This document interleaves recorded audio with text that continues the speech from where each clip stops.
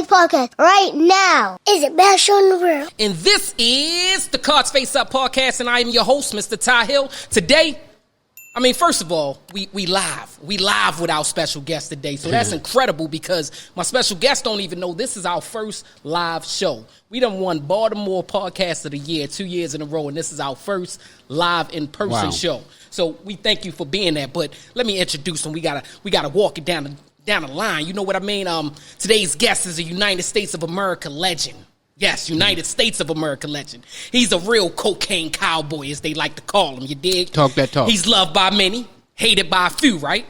But those few that hate him, don't want no money. The names usually are abbreviated by 3 letters. You know what I mean? Those the FBI's, the C.I.A., ATF. Shit, at one point, I believe the brother was probably on NSA most hated list, right?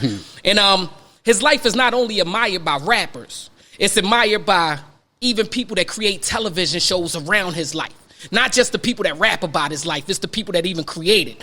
He's a son, he's a father, a hustler, an author, a business owner, an advocate for other felons, and much more. But we're going to get into all of that. Today, I'd like to welcome to the Cards Face Up, the legendary Mr. Freeway Rick Ross. Thank you for that. Man, thank you for coming, brother. Man, that was off the chain. Man, I'm you left out a couple things though, marijuana. Yeah, you got boxing. Don't forget the boxing. Look, but that's why we said we're gonna get into it. I forget sometimes too. You got a very, very busy life, man. I do. I love it though. Man, you done did a lot, man, and we appreciative to have you here. So I want to get right into it because I know your time is limited at this spot right here, man. You grew up in South Central L.A. during the birth of gang culture. Yeah. But you ain't never joined a gang. No, I didn't have to. Tell me what that was like. Tell me, Bloods and Crips was really just now starting, right? Well, you know, when I was younger, when I was around 12, well, a little younger than that, I wanted to be a Crip. You know, when I first saw the Crips, I thought it was the coolest shit in the whole world. Like, damn, look at all these motherfuckers wearing blue. They got uniforms. I'm a young kid. I'm dumb. You know what I'm saying? I'm like, they got uniforms and it looked like a brotherhood, you know, and we all want to be a part of something, you know, and we want to be a part of something that's strong, you know. So when I saw it, I was like, wow, I want to be a part of that. But I got lucky, you know. God put a tennis racket in my hand. And I started playing tennis, man, and tennis took me away from the gang culture. And what's so crazy, when I was sitting in jail and I was writing my book, I found out that by me playing tennis, totally obliterated, you know, basically I couldn't see what was going on in my neighborhood. You know, I was blind to all of the stuff that was going on around me because I thought that tennis was going to be my way out of the ghetto. And so I put my heart and my soul into tennis. What up, world? This your boy Ty Hill of the Cards Face Up podcast. I need you to do me a quick favor. Well, actually 3 quick favors, but it's going to be 2 seconds. All I need you to do is hit the like and subscribe button right underneath this video. Also, don't forget to hit the bell so that you first to be notified on all of the new material that we have coming. Y'all know we got material after material after material after material. It's that easy. Go do it. Peace. I heard you even played with Arthur Ashe at one point. Well, I didn't get to actually play. He came down to our school and he played with the top 3 guys on the team. At that time, I was only in the 9th grade, so I didn't get to play with him. But you know, we took pictures. You know, we took pictures with him and stuff like that there. But I played with other pros who was under Arthur Ashe, guys who was on the circuit that he took on the circuit. Lawrence King. Every time he came off the circuit, he would come and get me. So I basically put my focus into that, and I was kind of like blind to all the other things that was going on, to the gang culture. You know, I forgot about Crips, you know, when I started playing tennis. You know, it was only when I was told that I was no longer going to be able to continue my tennis career that I was back in the neighborhood, and now I started to learn this culture all over again. Why couldn't you finish your career? Like, why wasn't you going to go any further in it? I couldn't read or write. I didn't learn how to read and write until I was in prison, you know, 28, 29 years old. And one of the reasons I felt out, you know, people ask me a lot about why I couldn't read, and the answer that I have, and I think is the most valid reason, is that I never had a reason to read. You know, there was nothing in a book that I wanted to, you know. I didn't want to know why Jack and Jill was going up the hill. You know, when the teacher told me, you know, read Jack and Jill, I don't know about Jack and Jill. Now, if somebody would have told me early on that there was books that could have showed me how to get rich without tennis, without the dope game, without robbing. I was sitting in prison one time and I was thinking about the test that they give you to go to college. What is it called? The SATs? SAT test. And I was saying, what if that test was testing you on the things that happen in the ghetto? You know, how to steal a car, how to take the wheels off the car when you steal it, how to jack it up, you know, how to put the blocks under it. You know, I probably would have gotten into college. I would have been an A+. You know, I never hear you talk about you know, most street successful stories always come with that teachers told me I wasn't going to amount to nothing and I wasn't going to be nothing. I've never once heard you say that from a child's perspective. I mean, from when you speaking about your youth and in school. How far did you go in school? I went all the way to the 12th grade. But I finagled. I was finagling. You know what I'm saying? I couldn't read or write. So I was finagling my way through school. You know, I was teacher's pet. You know, I do little things for the teacher. I wouldn't make a ruckus in the classroom, and then when it was time to get a grade, so, you know, my tennis coach would come in with me and say, "Oh, we need him to be eligible." That's real. Can you give him a passing grade? And they'd be like, "Rick, he's all right, kid. We ain't gonna mess him up. We know all he got is tennis. Right. Let him have it." You know, so I was able to finagle my way through school, and I dropped out in the 12th grade. And no, nobody never told me that I wasn't going to be nothing. You know, not that I can remember. If they did, I didn't listen to it because I always knew I was going to be something. Right. I was going to find something that I was good at, you know. And all my life, I've been looking, you know, for that something that I could do that would make me feel special, because I believe that we all want to be special. Agreed. Know? There's nobody who...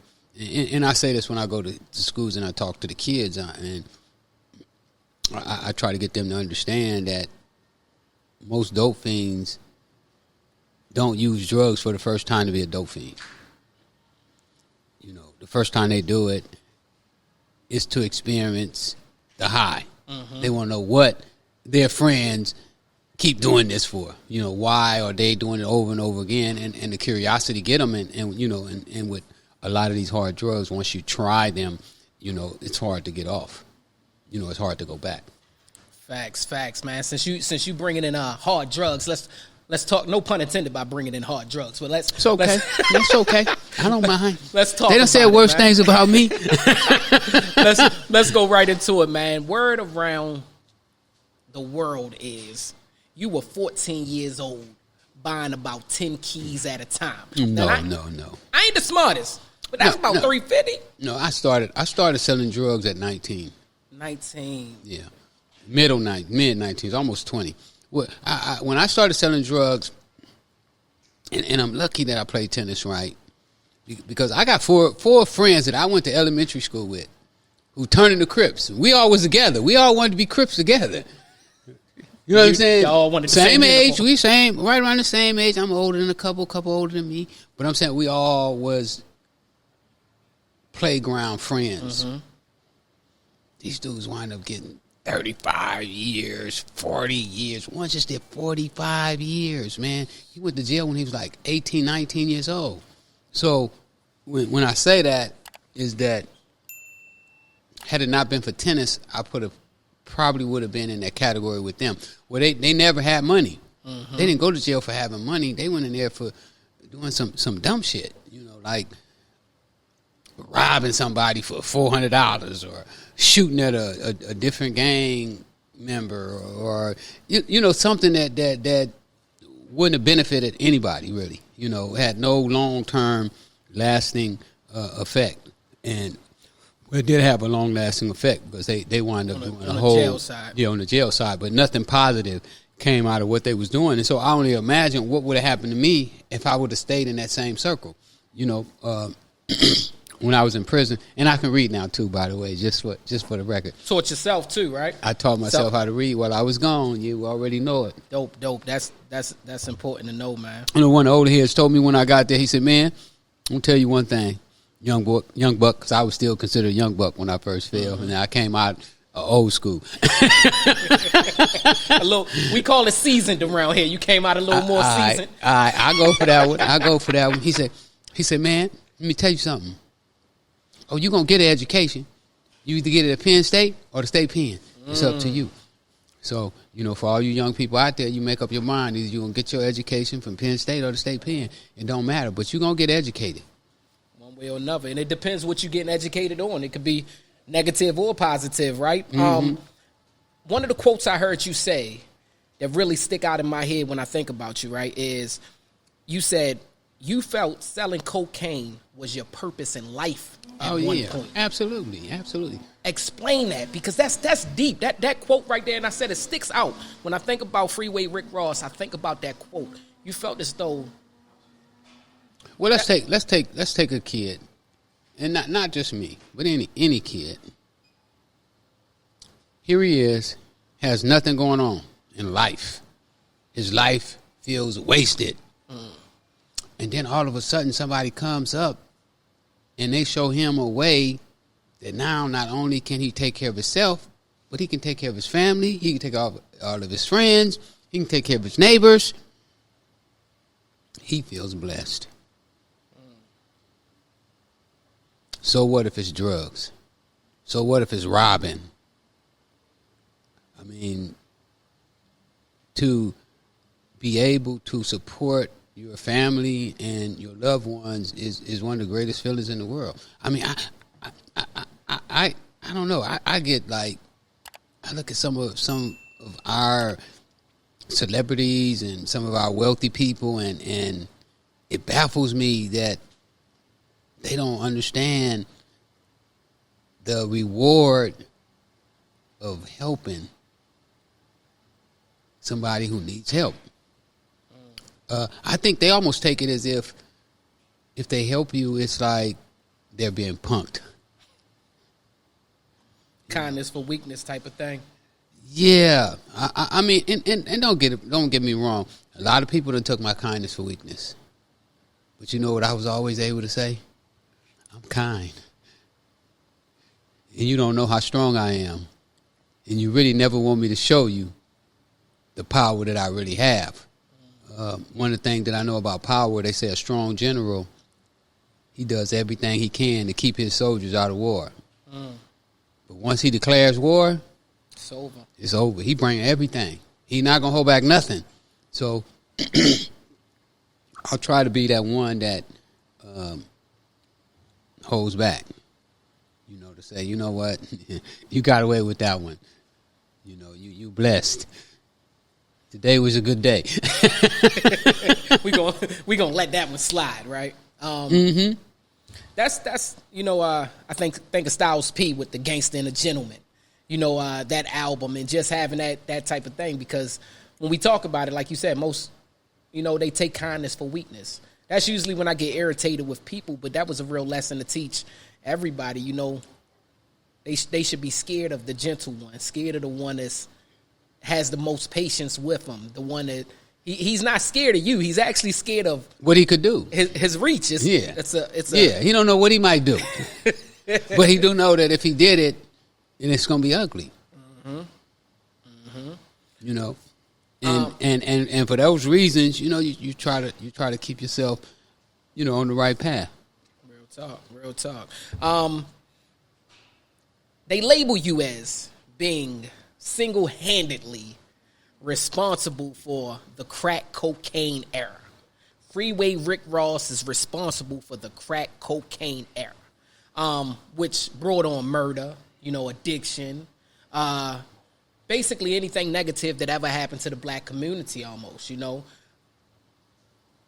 How does that make you feel when they say it? Is it like, yeah, I played the part, but I'm not single-handed? Like, it. You know, we all guilty. Nobody can single-handedly build a drug culture that we have here in the United States. My judge who sentenced me the first time in my life, he told me that he sentenced his first drug dealer the year I was born. So literally what he told me and told the prosecutor and all of the police in the courtroom, what y'all saying about this man? Nah, I ain't buying it. Because drugs was here before he was born. So when they say that, I say, yeah, you know, I did a lot. But I'm not going to take full responsibility for every person that ever got high, for every person that ever got robbed and killed in a drug deal. I can't take that responsibility. You know, I didn't get none of the money when they was doing the deal. But no, you know, and everybody has their own opinion, and they're totally in their right to make their opinions up. And I don't try to persuade people on their decisions. I believe that every person should have the freedom of being whatever they want to be. You know, it's like even with my own kids, I could take them and make them millionaires. But I don't feel that it's in my right to dictate to a grown person how they should be living their life. You know, it's your life. You have the right to live it the way you want to. Now, you could come to me for advice if you want to. And if you don't want to, you don't have to come to me for advice. Like, my kids rarely ever come to me and ask me about how to live their life. You know, and I ain't mad at them for it either. You know, I wish they would come and let me direct them and guide them. But we all have our own lives to live. We have our own patterns. You know, we've saw things differently, and when you see things differently, it makes you think differently. You know, I think the way I think because of all of the things that I've been through in my life. You know, I've had a lot of things happen in my life that people necessarily wouldn't believe. You know, I was standing on my mom's side when she killed my favorite uncle. You know, I'm hearing him gasp for air. You know, at 3 or 4 years old, I really didn't know what death was, but I started to understand that I was never going to see him again. So your mom killed your uncle? Yeah. Can you explain that story? Can you go into detail? That's something I've never heard. Well, they can read in the book. He was stabbing his wife, my auntie, and me and my mom came in the house and saw it. And my mom, being who she was, she jumped right in the middle. You know, and really probably saved my aunt's life, and got my uncle off of her. And, you know, my mom carried a .38 in her purse all the time. And she told him to back up and don't come no closer. And when he stepped, she shot him one time. And that was it. So at a young age, I experienced some trauma. And then me not knowing my father, you know what I'm saying, he became like my father, you know. But you can't really judge anybody else until you walk in their shoes, you know. And I tell people that. That's why I don't care what people say about me. They can say whatever they want to. You know, when you get ready, I'm going to take these shoes off. You put them on, you know, wear them for a year and then like come back. Cement. Then come back. We'll talk again. That shit like cement, man. I can almost imagine, man. Speaking of how you don't let that get to you, how's your own mental with the things you've done? And I say that from a place of survival's remorse. And I learned that word maybe about 5-6 years ago, right? With the TV show, right? Mm-hmm. And I was like, survival's remorse. I started looking up because the word sounded so dope, right?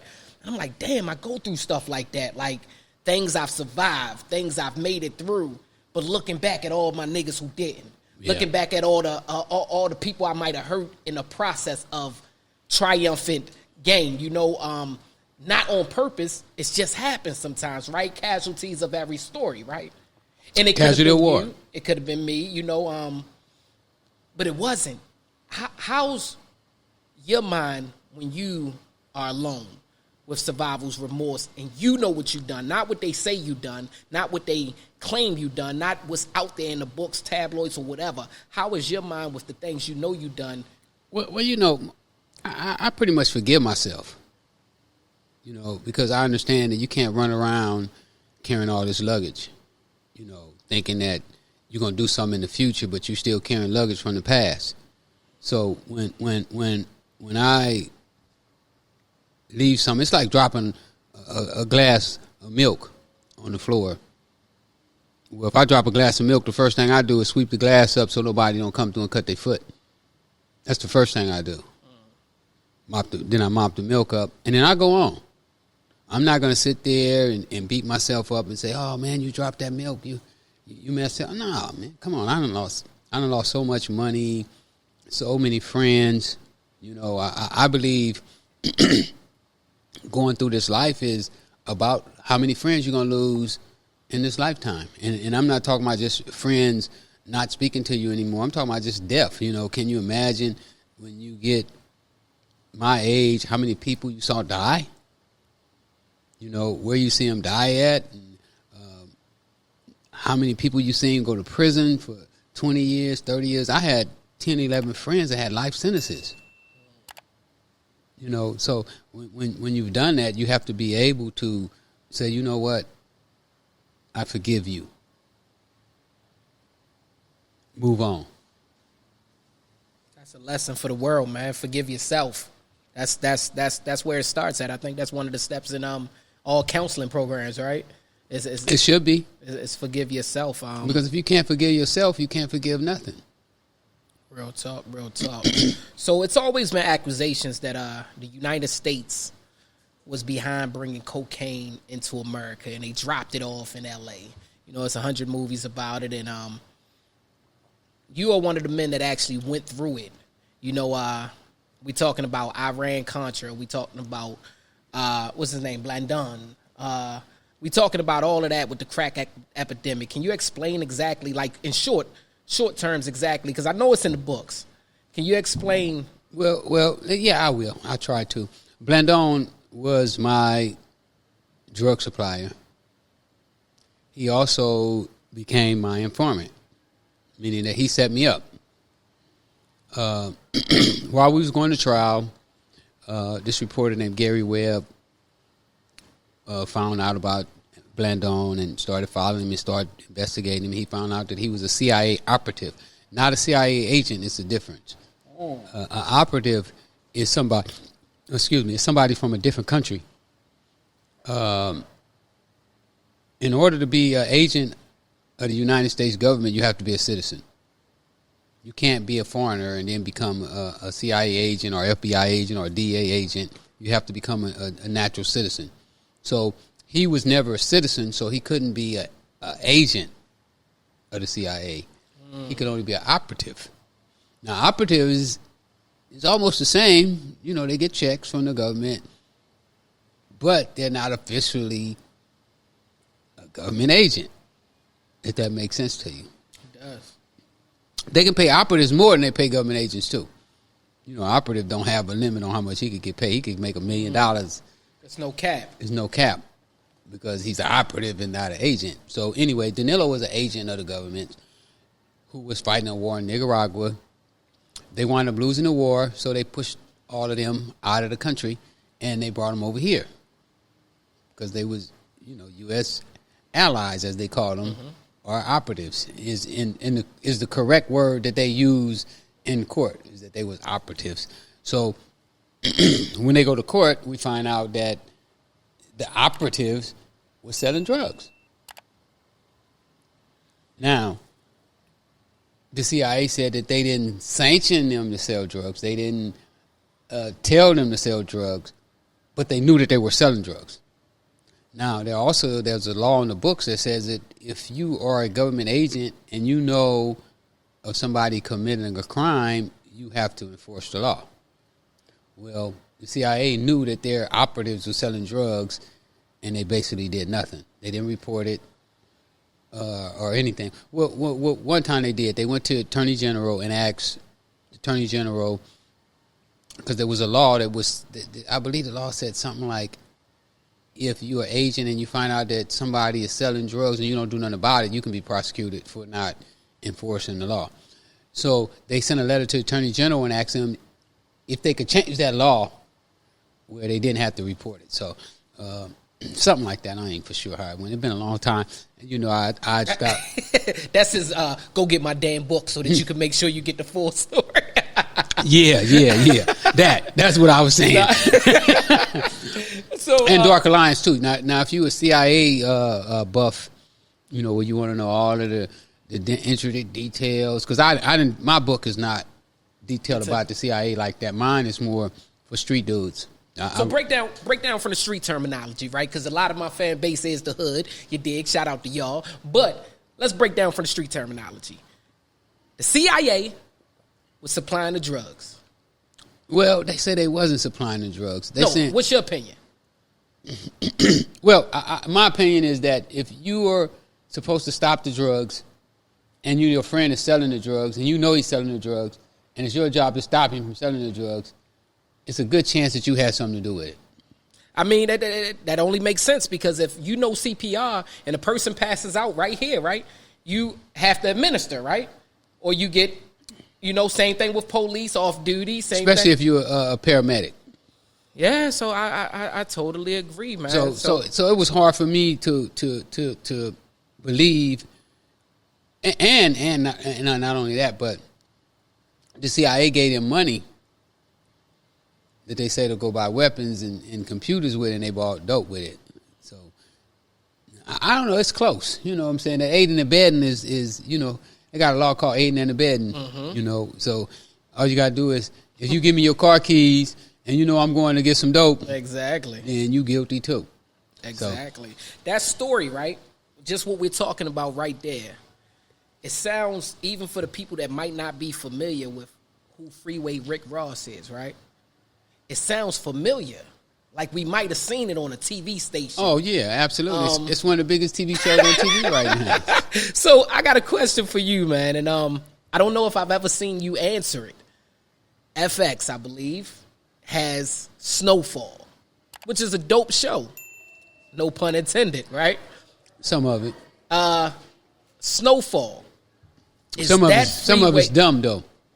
I agree. They got some dumb shit in there too. Yeah, I think that's when they let the tiger. What about the tiger in South Central LA? I didn't understand it. I thought that show was like they was tripping off ecstasy or some shit at that point, because that whole episode made no sense, right? Like they ran out of shit out back. They ran out of shit. I got so much shit for. Hey, I could make that show go for 30 years. So have you ever? Because all right, let's get the elephant in the room or the tiger in the room. You feel me? Do you believe that is your life? Parts of it. Parts of it? Ask Franklin what he told me. He's a good fucking actor, man. He's fucking British or some shit, right? Yeah, he is. He a cool dude, though. I was sitting down at Whole Foods one day, and he just walked up, and he's like, man, you look like Rick Ross. And I was like, yeah, I am. And then they was like, you know, my team, they knew who he was, because I wasn't watching the show, and it was like, he's the guy that's playing you in the TV show. Oh, shit. So what'd he say to you? We sit down and had lunch. You know, we just talk. You know, he's like, man, I wish you was on the set, man. I really could use you. I don't know why John didn't bring you on. And I said, yeah, I know why he didn't bring me on. So have you ever spoke to him? Who, John? John. Yeah, me and John used to have lunch, too. You ain't see John? Me and John is on his front page of his on his Instagram page is this book right here, me and him. And he's saying, Rick Ross, you ain't heard the story? Snowfall coming soon. I said, I never did, because I didn't go on social media at that time. So I never knew. So what does, because it's another big producer right now that's running television with some dope ass shows who fucks with you heavy, 50 Cent. What does Fifth say about this shit? Do Fifth be like, I don't know if he fuck with me heavy, man. Well, I saw when you first came home. He called me. You know, he called me when I was on the bus, you know. But it sound legit, though. It sound like he cared. Because he was 100. I respect. But you can't go by what people sound like. You know, motherfuckers act all the time, and you know they play all kind of roles. You know, if you fuck with somebody, you fuck with them. You know, when I fuck with somebody, I fuck with them. You know, they can call me whenever they get ready. Like any of my guys will tell you, they can call me at 4 a.m. You want? More likely, I'm gonna answer my phone. Sometimes I don't. You know, I might have a late night and and ate too many edibles. Real shit, though. And I can't move. You know, I'm Right. tongue died. I'm gonna die. Just don't end up in the fucking cage with the tiger. I told them one night they called. I was messed up. Right. I went to this weed fest. This is my first time going to a weed fest, and I never had an edible before. You know, it was like. You was fucked up with all those people. Listen, man, they got me so told. Everybody I ran into was like, "Oh, I made this for you." I was like, "How the fuck you make that for me? I didn't even know I was coming to this shit." It's like, eat this. It's vegan too. Vegan, okay? Oh shit, vegan edibles. They was making me vegan. They had me vegan edibles. Oh, because the gummy shit is bad, right? It's made, it got pig pork in and it. all of it. Yeah. You know, I ain't did pig in a long. I ain't did meat in 32 years. I ain't did pig in like 40 something years. But they had all these edibles, and I'm just eating. I'm like, man, this stuff has no effect. Hey, so I get home, and I'm like, just totally freak out. And then the only thing I really could remember is they were talking about, call the ambulance, call the ambulance. Oh, don't call no ambulance. Whatever y'all do, don't do that. I don't want to be in no straitjacket. Oh shit!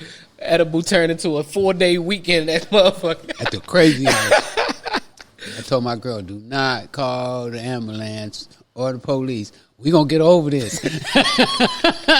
Man, listen. But she told me, she said she saw me struggling with the high. You know what I'm saying? Like trying to pull out of it.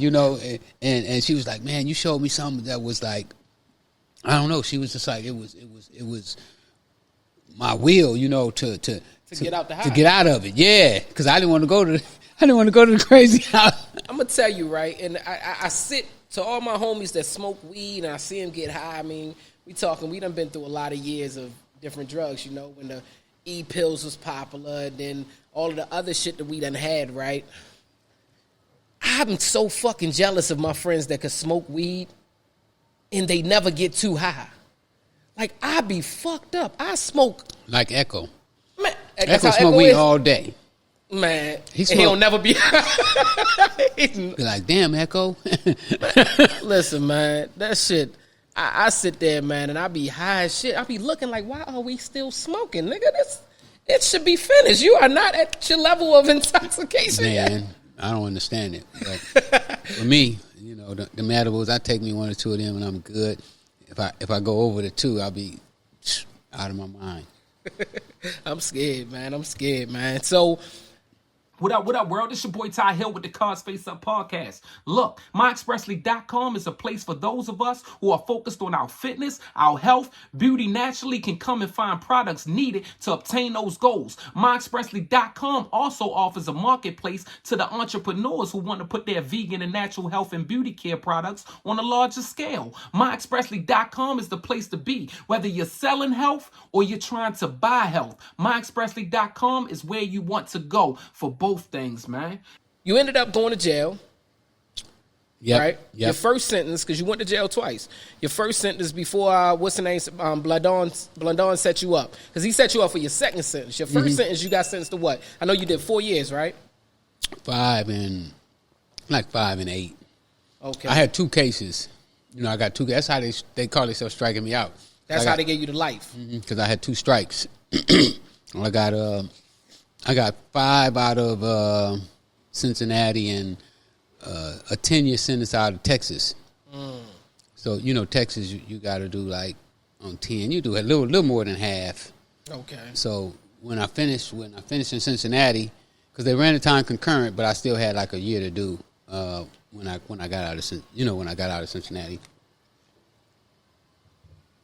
So when I got out, I was only out 6 months.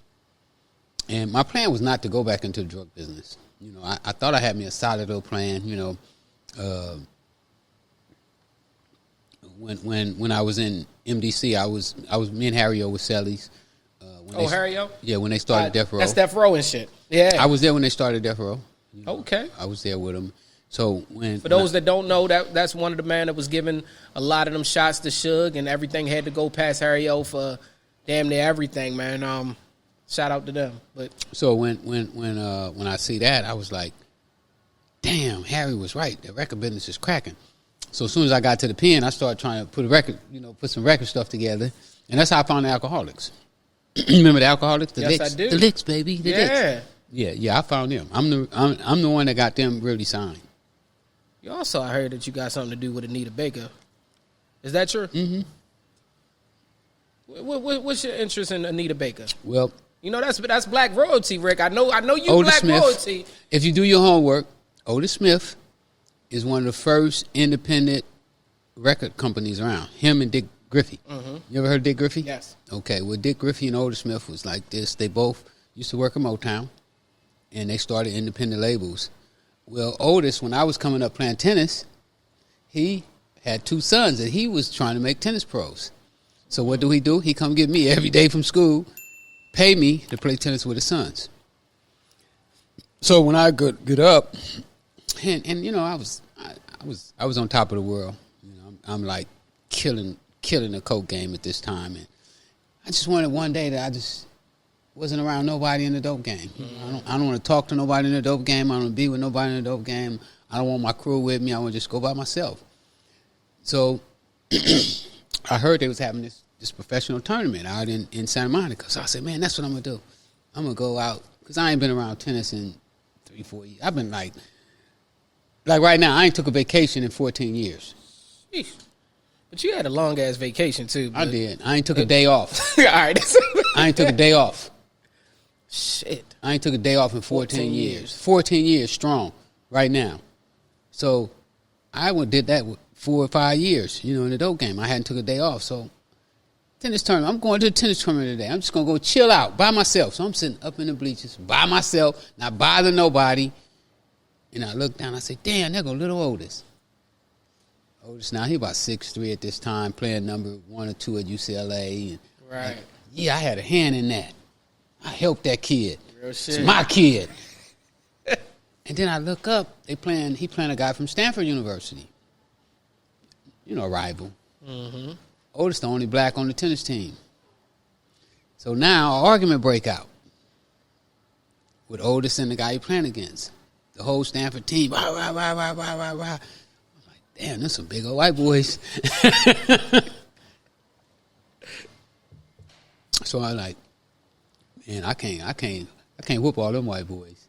I said, I better get some help. Call the homies. So I called the homies, man. So just about time, the match is over. It's crazy how this timing worked. The homies probably got to a place to take like 30 minutes. They probably got there in like 10.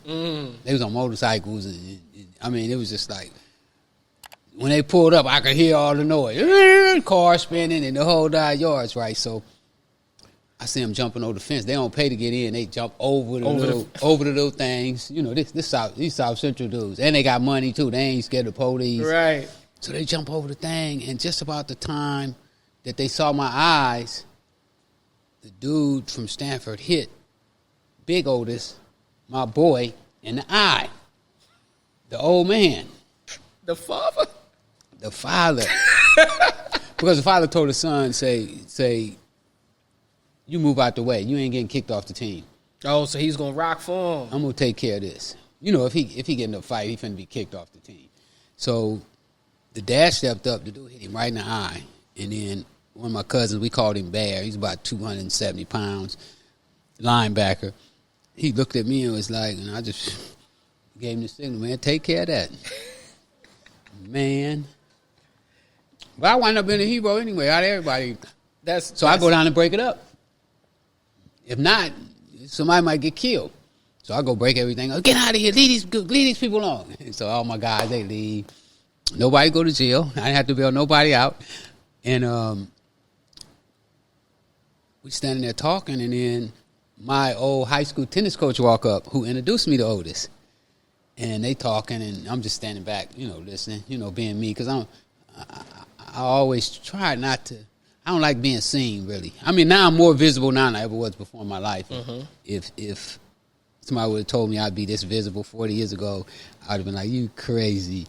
So anyway, I'm hearing them talking, and then Coach Smith looks over at me, and he tell Otis, He said, Rick probably took care of this for you.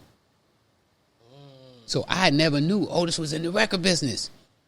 This guy picking me up in school in the 70s in a Rolls Royce convertible. Shit. I never asked him what he did, right? Because I didn't care. You taking me to tennis clubs. I'm eating hamburgers with cheese on them, you know what I'm saying? You know, like we don't even see these kind of hamburgers in South Central. He was members of tennis clubs. That he was the only black member. And he would take me to those places to play tennis with his son. So I never thought to ask him what he did. So he said, man, I'm going to take you out for dinner. First, you know, he had to identify who I was. Little Rick, you mean that's Little Rick? Because, you know, I got hair on my face now. He ain't seen me since I was 15, 16 years old. So he said, man, I'm going to take you out for dinner. So we go out for dinner. But now I ain't the same Rick no more. You know, I'm multi-million-dollar Rick now. You know what I'm saying? I got 3-4 girlfriends. How much money you got right now? I don't know, a couple $1 million. Okay. At least 3 or 4 million probably, and not counting property. Okay. So I'm strong. But then I make money every day. You know, I'm making a couple $100,000 profit every single day. So, you know, money ain't, I could spend money, $70,000, I spend it. Got you. So we go out for dinner. Let's speed it up just because your people, you got somewhere to be. Yeah, so I gotta we go. got to. All right. So we go out for dinner, and then he tells me he's in the record business. Then he tells me that he has this girl out of Detroit that sings like a mockingbird, but he ain't got the money to put her out. So that's how I got involved. And then I gave him that money. Then you showed him how long your arm was, right? I'm not the same little Rick. He started to know. Before I went to prison, he begged me to stop selling drugs. But I couldn't. I was like, shit, if I stop selling drugs, where you going to get the money from? Real shit. Look, I know you got somewhere to be. I got 2 more questions. Let's run through them real quick. Rick Ross, name stealing. What happened with that case? I should have filed a lawsuit 5 days before I got out of prison. And the judge was biased in her time frame. The judge had the option of setting the time that the public became aware of his record. The law states that whenever the record becomes aware, that the general public is aware of the record, then the time frame starts. And she used a little small radio station out of Florida, and she said, well, that's the date we're going to use. And that date ticked back maybe 5 days short. And it kind of got the case thrown out. That's what ended up happening, right? Statute of limitations. Has he ever spoke to you since?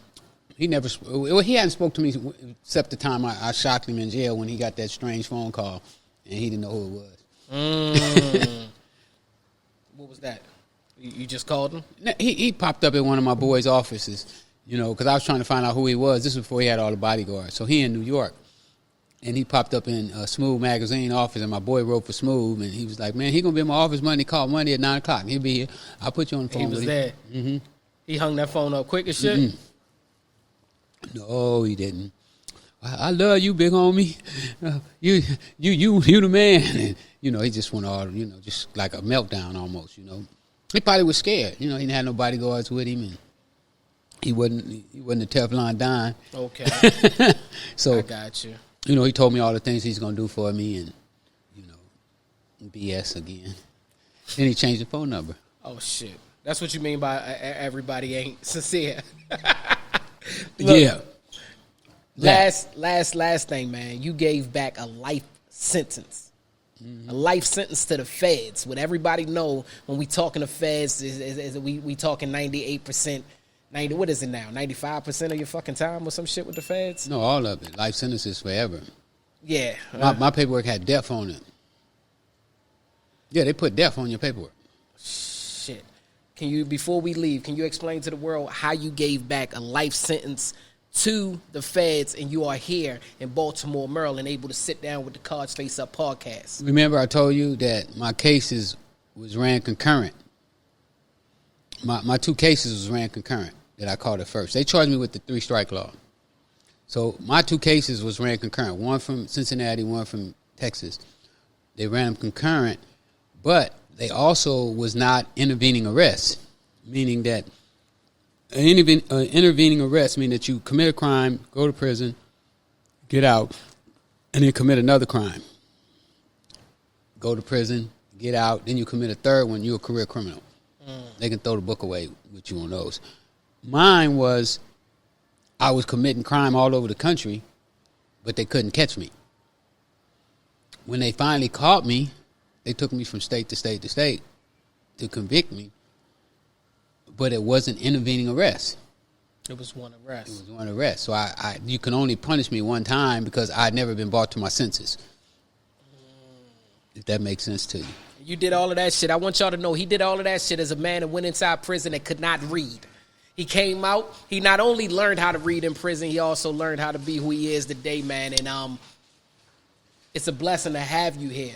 He's not only, because we left out something that was very, very important, which was he's not only all of the things that I said he was in the beginning and all of the things that y'all found out that he was today on this interview. He's also a boxer manager. He has a whole movie producing that I'm gonna get a starring role in. Looking for artists right now. I'm looking for artists. If you're an artist out there, you want to be a star, look me up. We got a record radio station. I'm building another platform, so I'm definitely looking for artists right now. And I'm a dreamer, man. I mean, you got to have dreams. Without dreams. And that's one of the things that I believe we in the black community are really suffering from is not having dreams. You know, I think that they stifle our ability to dream. And once we're able to dream again, you know, because if you can't see yourself in a certain place, then you can't get there. Okay, so y'all hear, man. Also, make sure y'all get his 2 books, man. He doesn't have one, he has 2. The newest one is the 21 Keys of Success. And the first one that he dropped was Freeway Rick Ross, the Untold Autobiography. Make sure y'all go out and get these. And on all social media platforms, please follow. That's where I'm at. Please follow. Please. Rick Ross. For your own good. What's your social media platform? Is it Freeway, on Rick Ross? Freeway Rick on Instagram, Freeway Rick Ross on Facebook, and Freeway Rick on Twitter. And then to buy the book, don't go to Amazon. Please go to my website, freewayrickyross.com, and holla. Man, get with Freeway Rick Ross. You ever was mad at Freeway for stealing your name? No, Freeway called me today. That's my nigga, man. Shout out to him. I know he just now lost his pops. Yeah, man. Shout out to Freeway. Yeah. No, Freeway been genuine with me the whole time. He wrote me in jail and told me, you know, hey, I use your name because I love you. Which I know the rapper loves me too. The other guy, he loves me too. He just won't admit it. You just admit it. You know, you tattoo my name on your hands, and you only do that to your dead homies. You know, you put me in the league with your dead homies, and I'm still here. So, you know, I know he got mad love for me. I just admit it. Real talk. Rick Ross, Rose now, Teflon Don. You know it, man. You love them. Show them some love. Hey, y'all already know how to make sure that y'all get in touch with us. Cards Face Up Podcast on all platforms. www.cardsfaceuppodcast.com. Also on all YouTube. We have 2 pages. We have the Cards Face Up and we have the Cards Face Up Backup. Make sure y'all subscribe to both of them. Don't forget, go out there and get Keisha Star book. You already know the 3rd one is coming. Extraordinary Publishing, Jamaican Me Go Crazy. Make sure y'all get it. Rick Ross books, make sure y'all get it. Cards Face Up, make sure y'all support. Shout out to Dan, the cameraman, and all my cameramen here, man. Salute to everybody. Peace and blessings. We thank you. Don't forget, Tajar. We got to shout Tajar out. Sis came through, and she always makes sure that we good. She always makes sure that we good. You feel me? Look at her. She gave us... We blessed, man. Shout out her. Shout out everybody doing their thing. Continue to support. We thank y'all. Peace. Rick. To the roof, We appreciate you, brother. We appreciate you. Thank you, man. Continue to be successful. Continue to be great. And we out. Peace.